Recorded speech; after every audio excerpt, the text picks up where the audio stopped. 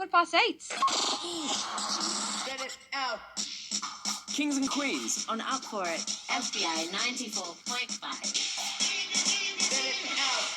I got Lucy back. Hey, Ruby. How you doing? 2 weeks in a row. Lucky me. Yeah. Lucky you, actually. Lucky I me. mean, come on. What a treat.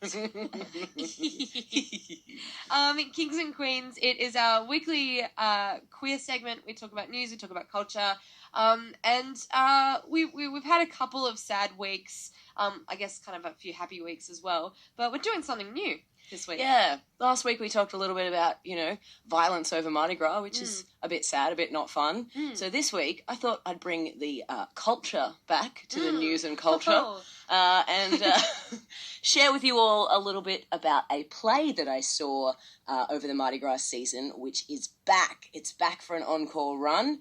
It's called The Bed Party, and today we have some guests with us, Ruby. Hello. We have Brigitta and we have Suz, who are both in the play The Bed Party. Hey, guys. Hi. G'day, how you going? Good, thank you. How are you guys? We're pretty good. We're pretty excited to be here. Lucy was gushing about this play over the group chat. She was like, oh my God, guys, I saw this play.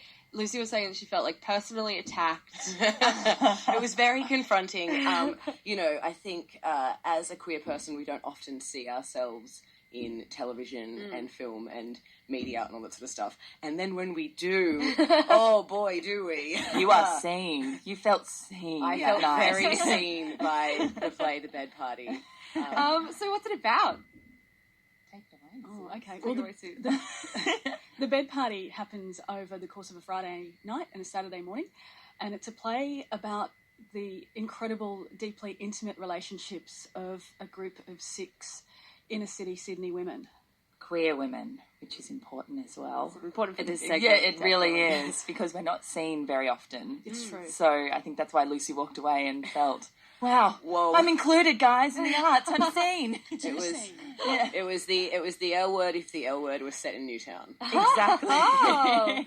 And boy, is my life part of the L word. I think some of the feedback we got that was fantastic for us as well. Was there a lot of the community came, which is great, but a lot of the people who came who weren't in the community had a really beautiful education. Good, yeah. So tell us a bit about more your characters. Who are they? What do they do? Okay, I play Jasmine, and Jasmine is, I'm trying to think of an L word character to go. Yeah. She was the bet. The bet, really? Maybe. Thank you. I'll take it. Yeah, no, she definitely is the bet.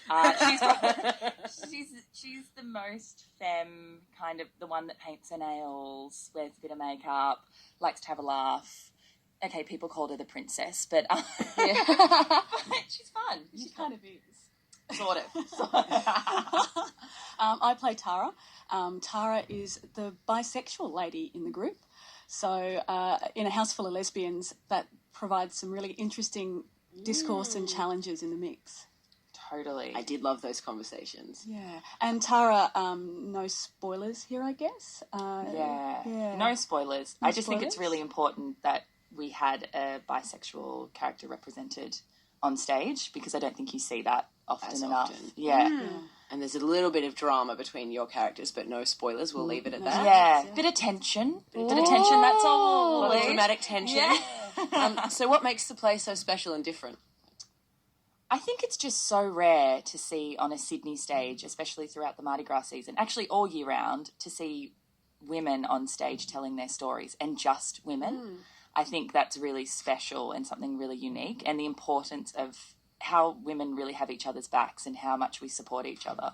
I think the other thing about this play is when it was offered to me and I read it, just to give a big shout out to Sophia, writer and director. Modern Shakespeare, we might also add. She's been coined that. She's pretty incredible. And the text itself, I think, is one of the most intelligent, funny, heartbreaking pieces of writing I think I've ever read for the theatre. So it beautifully lays everything out without being too didactic or too preachy or too dark. It's got the right mix of humour and pathos and drama and sexiness. You know, it's a beautiful piece of writing, which just gives us such an amazing platform to launch from. Yeah, I definitely laughed, cried and shouted a little bit. Brigitta could hear me shouting. Yeah, I really did. You're an audible audience member. I love it. Are you one of those people that's like, involved. oh snap? Yeah, I was like, oh. I do that in the cinema. Yeah, Like, I do too. the screen can't even hear me, and I'm like, don't do that! I think it's so important, though. That's what's so great about theatre. It is almost like sport, right? You know, it's all right now, live. Yeah, Responding back. Yeah. You do you, girl. Yes. Yeah, I'm a real soccer mum, so I feel like I would be, like, maybe also a soccer mum in the theatre as well. Yeah. Like cheering on. Yes, get her there! Like, just the character that I'm rooting for, I'm like, yes! You're making good decisions this act. Just first act, not so much. Come to the show, you'll have plenty of characters to root for. Yeah. We're going to go to a little track. We're going to come back. This is a Handsome song. Do you use Handsome's music in your play? People should come and see it and they'll find out. But a little bit, yes. A little bit, yes. Okay, this is No Cowards, and we're going to be back for Kings and Queens after this.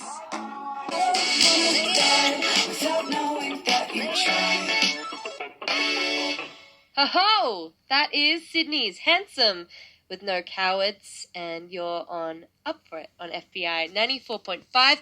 It's Kings and Queens with Lucy Watson. Hello. Hello. Hello. We're talking all about the Bed Party play, which was happening. Was it over the Mardi Gras kind of season? Is that what it was? It was, and now it's back again. When is it back again, Brigitta and Suz? From next week, on Tuesday night, the 19th of March, right through for 3 weeks, playing Tuesday to Saturday. Wow, you look like you didn't know that for a second, and then you had it. Oh, that's because my face just has a constant state of blankness. It's true. It's really true. But on stage, it comes canvas. alive. Yeah, Totally alive on perfect stage. for an actress. She saves it. She saves it. Day-to-day life, babe. For the moment, when she's getting paid for it. The moments. What is the most challenging part for acting in a play like this? Oh, working with Brigitta. Yeah, it's true. It's true. I provide a lot of chocolate. I mean, it must.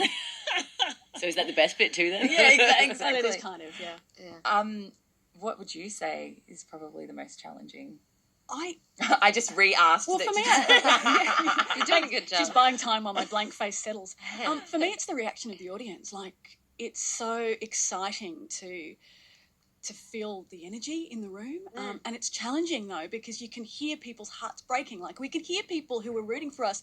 The audible responses are so amazing. And then when you meet people after the show, to hear them tell you their stories, you know, I think that's it's challenging, but in a good way, because it really does break down that fourth wall and allow us to really connect and be fully a community. It's wonderful.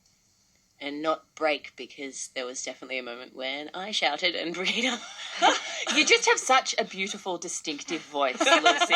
That's all it is. Why, yes, I do. I really do. Ooh, what? I have a sexy voice. I hadn't noticed. You're shouting in your radio voice. I don't know. She just sort of laughed, and I was like, oh. There it is. Oh, there it is. That was me. So, how does it feel though playing LGBT characters? So exciting. I've been acting for a while, and for such a long time I've wanted to be cast as a lesbian, a story that I could tell myself, and this is the first piece of theatre that I've been cast as a lesbian, and it's just so exciting to be able to tell stories that I can relate to. And yeah, I really jumped in on that question.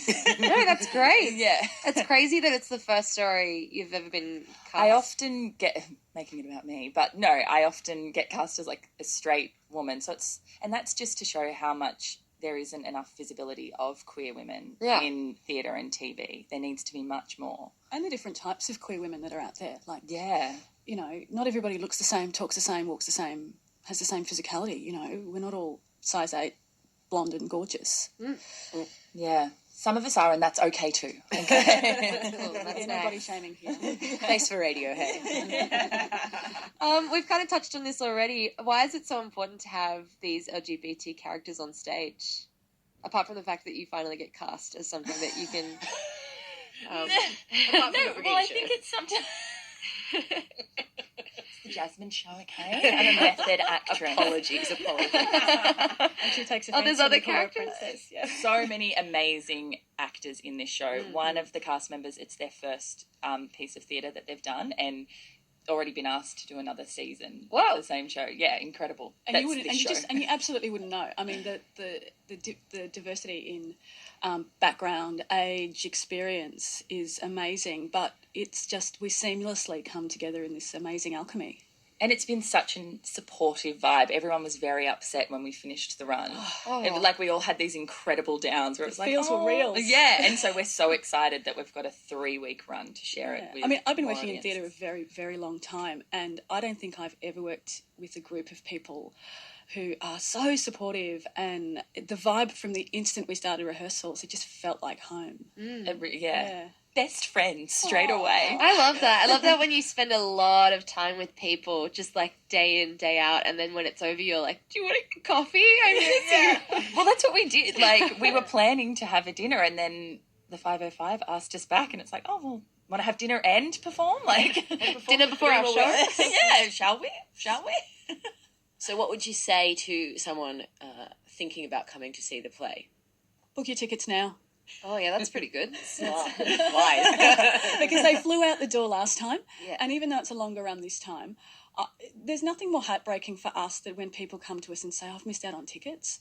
This is a special show, and I really do think it's the show of the year. There's nothing like it out there. You can attest to yourself, you've come to see it. I don't think there's been a piece of theatre like this in a very, very long time, so book your tickets now. Great. And, oh, no, you go. No, I was just going to do a little bit of a cliche, like be prepared to laugh, cry, lots of feelings. All of it. Be moved. Be changed Be forever. moved, be open to the feelings. You guys have a double pass to give away. Yes. Is that right? Definitely. So is this for a particular night, or is this you can come on any of the nights? Oh, come any night. We would Yeah. be happy to see you. Great, awesome. So if you're an FBI supporter, call right now on 833-2299. Speak to my producer, Abby, and we can get your name on the door for tickets to see the bed party. Congratulations on coming back. Thank you so thanks, guys. much. Hope to see So you there. excited. It's been great talking to you, and hopefully someone snatches up those tickets. Yep, Abby's on the phone. Woo! They want to join the party, the bed party. Bed party. All right, see you guys. Thank you so much for coming on. Thank you. See you guys. See you Thanks, next time, Lucy. Ruby. Later.